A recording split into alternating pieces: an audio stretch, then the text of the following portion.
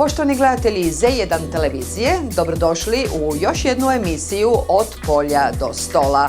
Ostanite s nama i ove nedjelje i pogledajte što vas očekuje. 170 izlagača predstavilo svoje proizvode na 17. Bučijadi u Ivanić-gradu. U distributivnom centru za voće i povrće predstavljena oznaka Dokazana kvaliteta Hrvatska. Udruženje poljoprivrednih savjetnika Poljske posjetilo Zagrebačku županiju. Učeničke zadruge Zagrebačke županije na berbi jabuka školskog voćnjaka u Križu. 15. listopada svjetski je dan seoske žene.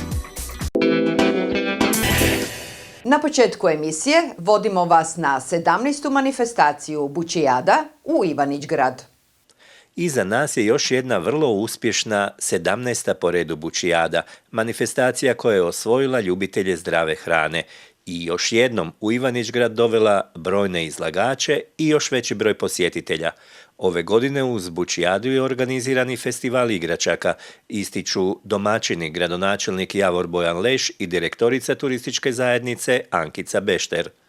U samom centru grada na više lokacija je sajam buća, proizvoda od buće i bućinog ulja. Ove godine je 170 izlagača iz cijele Hrvatske, od toga ono što je najvrijednije 28 proizvođača bućinog ulja, 50 obiteljskih poljoprivrednih gospodarstava i 15 ekoloških uz tržnicu i oko tržnice, a po gradu na više lokacije su ostali izlagači. Svi sadržaji su na otvorenom, znači i spojili smo dvije manifestacije, 7. festival igračaka sa svim sadržajima za djecu na sportskom parku Zelenjak i uz specijalnu bolnicu Naftalan i novo otvorene bazene našeg Naftalana. Ove godine Bučijada se vratila, rekao bih, na ona stara dobra vremena kada smo pripremili mnoštvo prvenstveno dobre hrane, dobrog priča i svega onoga što je vezano uz buče, uz tradicionalni sajam bučinog ulja, sajam ekoloških proizvođača i naših OPG-ovaca.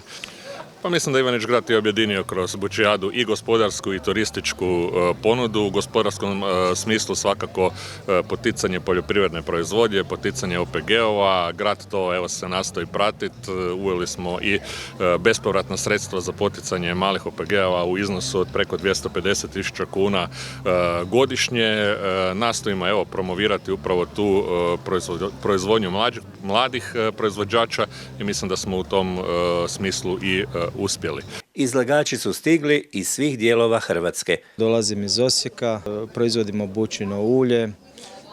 Pozdravljam prije svega u manifestaciju građanke Ivanić-grada i građane i evo drago nam je da se ovdje družimo opet nakon 2 godine.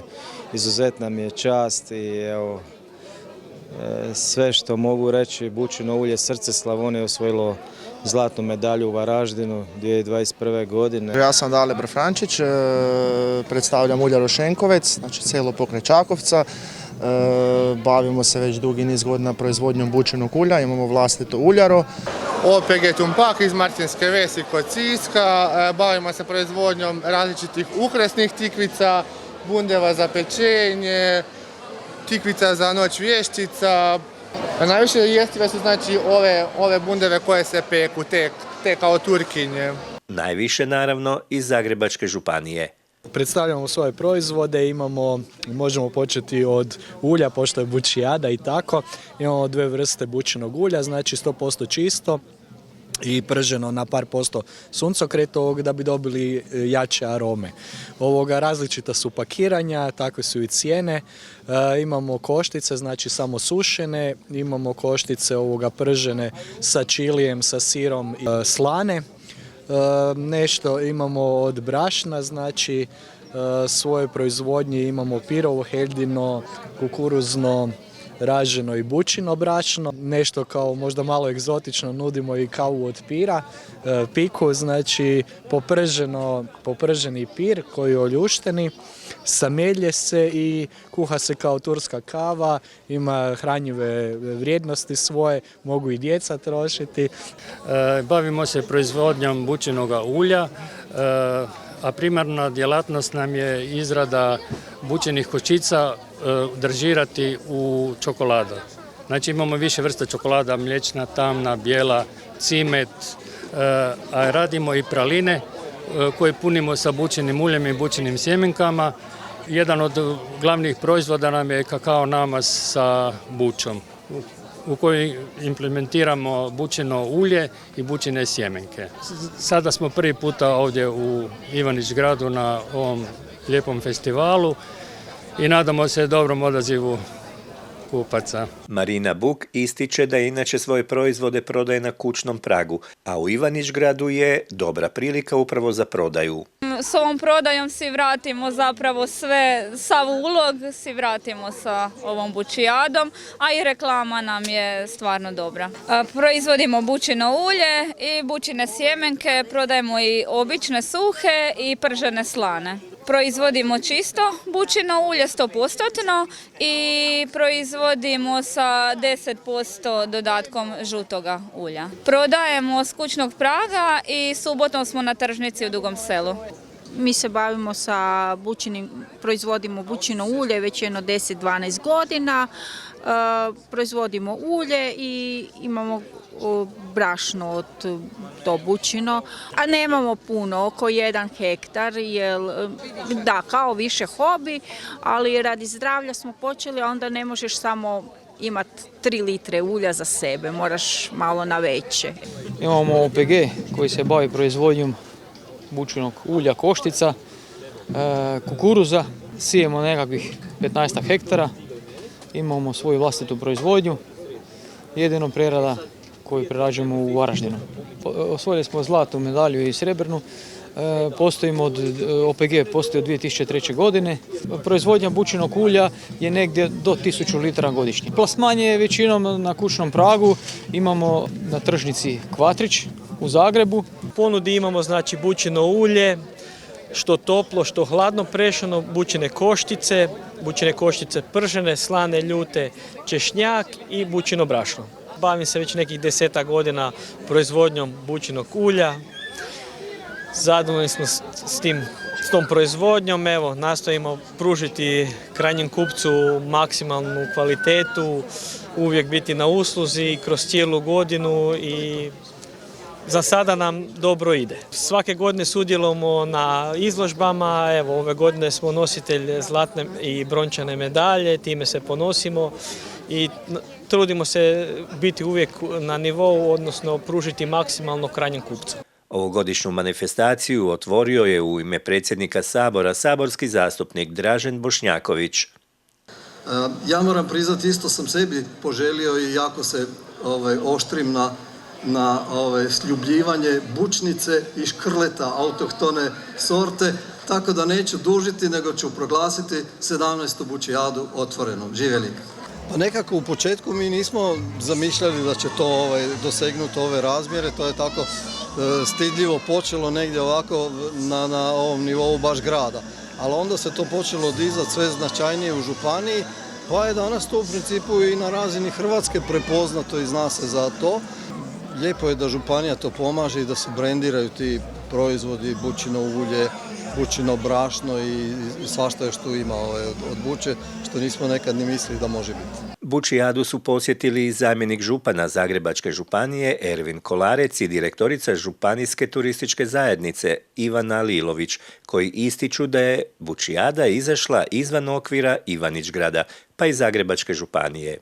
Pa evo, ponosan sam što danas mogu biti u Ivanić gradu na ovako jednoj velikoj manifestaciji Bučijada, a ujedno imamo i festival igračaka za one najmlađe koji će se itekako radovati ovaj vikend. Moram istaknuti da je ova Bučijada prerasla okvire Zagrebačke županije i Ivanić grada. Izuzetno smo sretni i ponosni što u našoj županiji, u našem Ivanić gradu možemo pozdraviti brojne goste, ali i itekako izlagače iz cijele Hrvatske. Zagrebačka županija velike manifestacije, turističke manifestacije itekako potiče, a to ću potkrijepiti činjenicom da smo ove godine za manifestacije izdvojili preko 1 milijun kuna. Ja vjerujem evo da će i izlagači, posjetitelji iz cijele Zagrebačke županije u ovom vikendu uživati i već se radujem da ćemo ovakve i slične manifestacije imati u našim gradovima i općinama tijekom ove godine, ali i godinama koje su pred nama i naravno da će im Zagrebačka županija u tome dati punu podršku. Možemo reći da je ove godine jedna od najvećih turističkih manifestacija Zagrebačke županije koja je pokazala koliko truda, volje i rada i dugogodišnje žrtve se uspješno pokazala na našem području Zagrebačke županije u promociji ovakvih aktivnosti lokalne zajednice u formatu bučijade 17. ove godine. Proizvođači bučinog ulja iz Ivanić-grada puno očekuju i od novog edukacijsko-prezentacijskog centra bučinog ulja koji je otvorio gradonačelnik Javor Bojan Leš. Ovo je točka na i ili ona kap koja nam je falila kod crne kapi da bi pored bučinog ulja toplo prešanog imali i hladno prešano bučino ulje. Ovaj prezentacijski centar zapravo ima namjeru i ja ga osobno percipiram kao jedno mjesto gdje će se 365 dana u godini zapravo moći živjeti ta bučijada i to bučino ulje i pričati priče o toj manifestaciji ne samo taj vikend i ta 2-3 dana i gdje će se uvijek moći doći i kupiti kvalitetno bučino ulje iza kojega stoji certifikat i garancija da ste kupili upravo ono što ste htjeli, pa ako ste i nešto više platili nego u nekakvom dućanu nije bitno jer znate da ste upravo dobili tu kvalitetu koju ste i željeli. I ove godine bili smo na berbi jabuka u osnovnoj školi Milke Trnina u Križu. Zadrugari 10 učeničkih zadruga sudjelovali su u berbi jabuka u voćnjaku učeničke zadruge Jabuka osnovne škole Milke Trnine u Križu. Ova zadruga, kaže ravnatelj škole Zlatko Hasan, jedinstvena je u Hrvatskoj. Evo voćnjak koji se prostire na 12.382 metra kvadratna, znači veličina nešto malo više od 1 hektara. Na njemu je trenutačno posađeno nekakvih 1100 stabala različitih sorti jabuka. Najveći dio poslova u zadruzi rade zadrugari. Osim špricanja praktički sve, od sadnje pa do prodaje, o svemu brinu zadrugari. Mi u školi koja broji 420 učenika imamo nekakvih 100-tinjak zadrugara koji su stalno uključeni u rad zadruge, a kada krene sezona berbe, onda u berbi sudjeluju svi od 1. do 8. razreda. Tako da smo na to izuzetno ponosni. Ova jabuka je postala naš brend, po tome smo postali prepoznatljivi ne samo u Zagrebačkoj županiji, nego i šire u cijeloj Hrvatskoj, a od kada je krenula i nekakva međunarodna suradnja učeničkih zadruga, taj brend smo proširili i van granica Lijepe naše. Osim jabuka, zadruga proizvodi prirodni sok. Godišnje radimo oko 10.000 litara soka i oko 20 tona jabuka kad je dobra godina. Što se tiče plasmana, s tim nemamo problema jer je naš proizvod praktički eko proizvod, vrlo malo špricamo i ono što špricamo sa biorazgradivim sredstvima, tako da naše jabuke ne stignu stajati u skladištu, kako se beru tako odmah budu prodane. Velika većina osnovnih škola Zagrebačke županije kupuje jabuke od nas za svoje školske kuhinje. Također i zaposlenici Zagrebačke županije su naši veliki potrošači, tako da s tim stvarno nemamo nikakvog problema. U našem sortimentu prevladava ajdaret, to je ova jabuka koja je sada u berbi, u punoj berbi, koja je sada u punoj zrelosti. Imamo ranije sorti kao Jonah Gold i ostale ranije sorte, njih smo ranije već ubrali, a kasnije tipa Granny Smith i Pink Lady ćemo vjerojatno do kraja mjeseca ubrati. Kaže Vlado Novosel, voditelj zadruge, i dodaje da je u suradnji sa Zagrebačkom županijom i Agronomskim fakultetom zadruga započela s projektom U našem voćnjaku Stara jabuka cvate, čiji je cilj revitalizacija starih sorata jabuka, a ove su godine već ubrani prvi plodovi. Te smo sorte zasadili prošle godine, prije početka pandemije, i uspjeli smo ih ove godine već lagano dobiti u rod. Te stare sorte se u stvari uklapaju u proces prelaska na ekološku proizvodnju. Pa smo krenuli sa tim nasadom kojim zamjenjujemo ovaj postojeći nasad i u idućih nekoliko godina, možda 4 ili 5, ne znamo točno, planiramo posaditi stare sorte koje bi onda uzgajali na ekološki način. Cilj je 2/3 voćnjaka podsaditi sa starim sortama jabuka koje su puno izdržljivije, manje su podložne nekakvim bolestima, trebaju manju zaštitu i puno su cijenjenije na samom tržištu. Osim što su brali jabuke, zadrugari su u Križu sudjelovali u radionicama njezine prerade u sok i čatni, a u ime Zagrebačke županije pozdravio ih je Vjeran Štublin, ovlašten za obavljanje poslova pročelnika za odgoj i obrazovanje. Učeničke zadruge Zagrebačke županije su danas odlučile organizirati berbu jabuka za naše zadrugare. Ne samo berbu jabuka, nego i neke radionice gdje će zadrugari učiti kako se rade neke slastice od tih jabuka, kako se proizvodi prirodni jabučni sok. Mi u Zagrebačkoj županiji potičemo zadrugarstvo kao jedan oblik druženja djece i njihove edukacije za budući život. Dakle, oni kroz zadrugarstvo uče prvo radu, odgovornosti, uče i nekim poslovnim momentima. Znači, to su neki naši mladi budući poduzetnici i na to smo posebno ponosni. Za to osiguravamo sredstva značajna svake godine. Ono što mene posebno veseli da nakon ovih svih pandemijskih vremena, epidemioloških mjera, konačno možemo tu djecu okupiti da se zajedno druže, evo ovaj put u prirodi, a sutra u nekoj drugoj zadruzi sa nekim drugim projektom i sa nekim novim znanjima koje će tamo steći.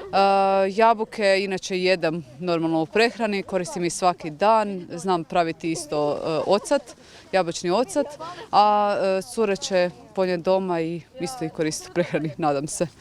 Što ćemo s jabukama? Pa vjerojatno ćemo ih jesti svježe, a nešto smo razgovarali da bi napravili malo čipsa, pa evo ga, to ćemo uglavnom napraviti, možda koju štrudlicu, iskoristit ćemo najbolje što znamo. Ekipa u zadruzi je stvarno odlična, znači stvarno nam je jako lijepo, skroz smo opušteni, najviše beremo jabuke, radimo sokove, ja sam osobno najviše angažirana u prodaji sokova koju imamo u školi i to su uglavnom svi poslovi, dečki još tu recimo ne znam, kose travu, malo to sve uređuju, a mi cureva tu radimo malo sokove, pomažemo i mi beremo. Eto. Ja sam Gabriela Pavić. Pa evo, ovdje mi je baš lijepo, sviđa mi se baš vrijeme jer je hladno, mogli smo kad je bilo toplo i fora mi je što smo u prirodi i onda vidimo kako se beru jabuke. Poljoprivredni savjetnici iz Republike Poljske posjetili su distributivni centar za voće i povrće u Velikoj Gorici. U sklopu studijskog putovanja Prijenos znanja i inovacija u hrvatskoj poljoprivredi, Distributivni centar za voće i povrće u Velikoj Gorici posjetili su članovi Udruženja poljoprivrednih savjetnika Poljske regije Malopoljska. U ime Zagrebačke županije pozdravio ih je zamjenik župana Ervin Kolarec. Evo, izuzetno nam je drago da ovdje danas u Turopolju možemo ugostiti naše prijatelje iz Poljske u našem distributivnom centru za voće i povrće. Vjerujem da će se naši gosti uvjeriti u svijetli primjer kako se brine o ljudima koji rade u poljoprivredu i za poljoprivredu. Moram istaknuti da Zagrebačka županija izdvaja značajna sredstva kroz poljoprivredu i ruralni razvoj i to ćemo činiti i u budućnosti. Također želim istaknuti da Distributivni centar za voće i povrće je jedinstvena ovakva hladnjača u Republici Hrvatskoj koja je u vlasništvu Zagrebačke županije, grada Velike Gorice i zagrebačkih voćnjaka.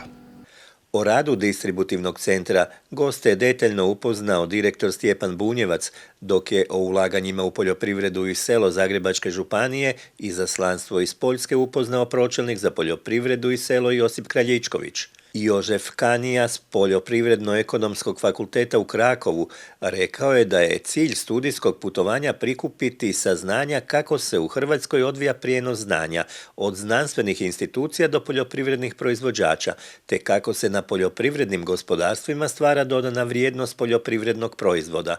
Naglasio je da su u distributivnom centru stekli vrijedna znanja o opskrbnom lancu u sektoru voćarstva.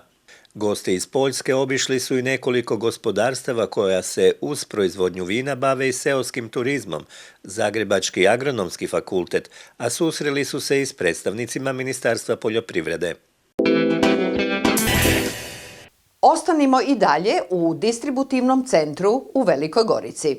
U sklopu nacionalnog sustava kvalitete poljoprivrednih i prehrambenih proizvoda, jabuka, članova proizvođačke organizacije Poljoprivredna zadruga Jabuka HR, prvi je proizvod označen znakom dokazana kvaliteta Hrvatska. Znak je to koji potrošaču jamči da je proizvod proizveden ili prerađen u Republici Hrvatskoj i da je Hrvatska zemlja podrijetla njegova glavnog sastojka. Promocija nacionalnog sustava i označavanje prvih jabuka oznakom dokazana kvaliteta Hrvatska upriličen je u prisustvu ministrice poljoprivrede Marije Vučković u distributivnom centru za voće i povrće u Velikoj Gorici, a ministrica je naglasila razliku između ove i drugih oznaka koje nose određeni proizvodi. Prvo valja reći da su mnoge oznake, sigurna sam, visoko vrijedne, da ciljaju najbolje izdvojiti hrvatske proizvode, međutim, oznake koje jamče potpunu sljedivost od stola do stola jesu one koje radi Ministarstvo poljoprivrede u suradnji s Hrvatskom agencijom za poljoprivredu i hranu, bile do sada, to su mlijeko s hrvatskih farmi, meso s hrvatskih farmi, med, brašno, ako sam nešto zaboravila, kolegice i kolege će me ispraviti, i te su oznake još uvijek u funkciji, no one su drukčije od ove, one predstavljaju jamstveni žig i nisu takve da se mogu notificirati pred nadležnim, odnosno od strane nadležnih tijela Europske komisije. Ova je oznaka prva notificirana na takav način o kojem govorim. Evo što su pri tome izdvojili Luka Cvitan, upravitelj proizvođačke organizacije Jabuka HR, i Branimir Markota, predsjednik Hrvatske voćarske zajednice.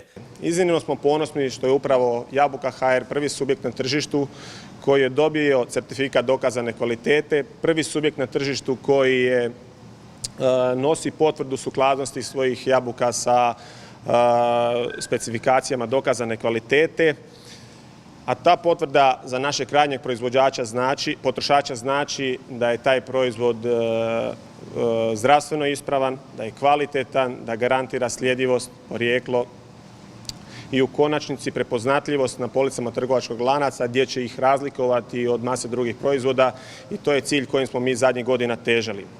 U toj nemilosrdnoj borbi žalosni smo i vrlo često ljuti što hrvatski građanin vrlo često nema mogućnost jasnog izbora jer razni mešetari na tržištu koriste modele krivih označavanja voća i vrlo često ostaju neotkriveni, a kupci prevareni. Mi se svi skupa moramo boriti da potrošaču nedvojbeno omogućimo jasan izbor, da zna što je i od kuda je to voće koje se nudi na policama. Ako to uspijemo, hrvatski voćar zasigurno nema bojazni da njegovo voće neće imati prođu kod potrošača. Markota je pritom dodao i važnost distributivnog centra za voće u Velikoj Gorici. Mi se sada nalazimo, kao što vidite, u prostorima distributivnog centra koji je rijetko dobro opremljen distributivni centar za logistiku voća i povrća. Prostor koji sigurno zaslužuje izuzetnu pažnju, međutim svojim kapacitetima ne zadovoljava sve potrebe koje se očekuje od potrebitih logističkih centara za voćarstvo. Hvala prvenstveno kolegama iz distributivnog centra sa kojima inače kao voćari jako lijepo surađujemo i na današnjem gostoprimstvu. Nažalost, ovakvih prostora u Hrvatskoj je jako malo. Ako ih ima, oni su u vlasništvu trgovačkih društava gdje su voćari uglavnom u najamnom odnosu. Zamjenik župana Damir Tomljenović, koji je označavanju jabuka znakom dokazana kvaliteta Hrvatska prisustvovao u ime Zagrebačke županije, rekao je da je upravo distributivni centar pokazatelj koliko županija brine o poljoprivredi i podsjetio. Ovaj centar došao kao broj jedan, kao potreba naših voćara. Dakle, oni su tražili jedan ovakav centar i rekli su da je to ono što im je potrebno da premoste mnoge probleme o kojima je gospodin Markota i govorio, i Zagrebačka županija se odmah tu uključila. I zbog toga danas imamo ovakav centar koji ima i tu kvalitetu, evo, da može pakirati ovakve proizvode.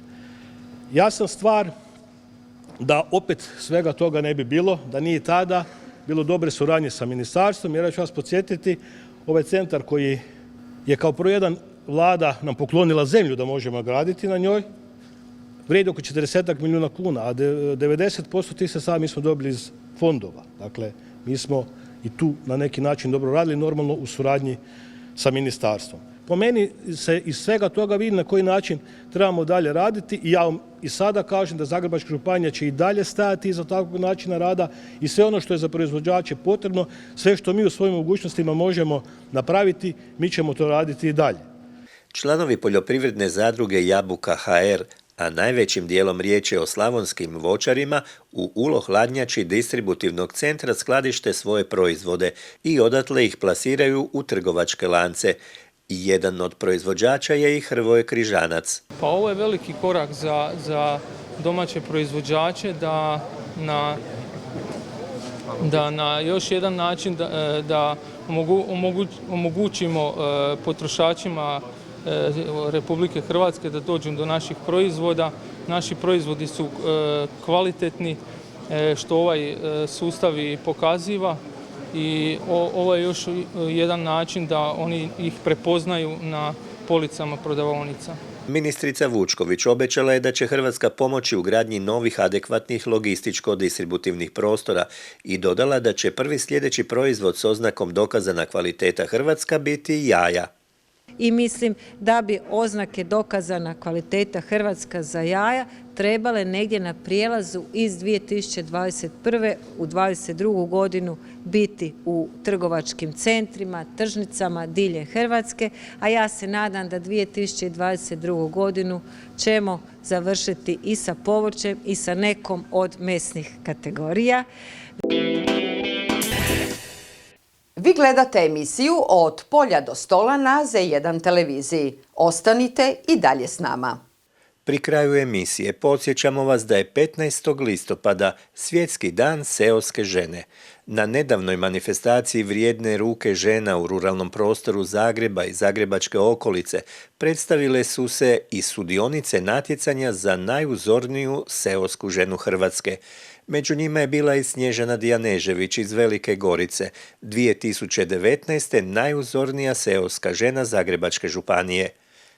Pa 2019. godine sam bila na natjecanju za najuzorniju hrvatsku seosku ženu. Tada sam bila najuzornija Zagrebačke županije i prva pratilja najuzornije hrvatske seoske žene. To je bilo u Ozlju. I onda 2020. kako je bila situacija sa koronom, je ta titula produžena i za 2020. Kao i većina žena u ruralnim krajevima, gospođa Snježana bavi se brojnim poslovima. Pa mi inače kao OPG otvorili smo OPG nabavkom naših autohtonih konja, autohtone pasmine konja Hrvatski Posavac, a inače imamo prekrasnu okućnicu punu cvijeća i poznati turopoljski grunt Dijanežević. Na tom gruntu počela sam raditi razne likere, domaće proizvodnje, svakom dajem neki svoj štih. Kako sam i predsjednica etno udruge Kurilovac, pa isto držimo do očuvanja te turopoljske baštine i tradicije, pa radimo turopoljske puculice, to je znači ono pokrivalo ženske za glavu, sad imamo tu kao brošić. Na manifestaciji su žene sudjelovale i na okruglom stolu i progovorile o svom položaju u društvu. Pa jako mi se dopada sadržaj, tu smo okupljeni iz cijele Hrvatske i jako je lijepo kad se družimo na nivou cijele Hrvatske, tako da vidimo se na ovakvim okupljanima, drago nam je da se ponovo sastajemo. Seoskim ženama koje su često nositeljice svojih obiteljskih poljoprivrednih gospodarstava čestitamo njihov dan. Poštovani gledatelji emisije Od polja do stola na Z1 televiziji, to bi bilo sve za danas. Gledajte nas ponovno sljedeće nedjelje u ovo isto vrijeme, a do tada lijepo vas pozdravljamo.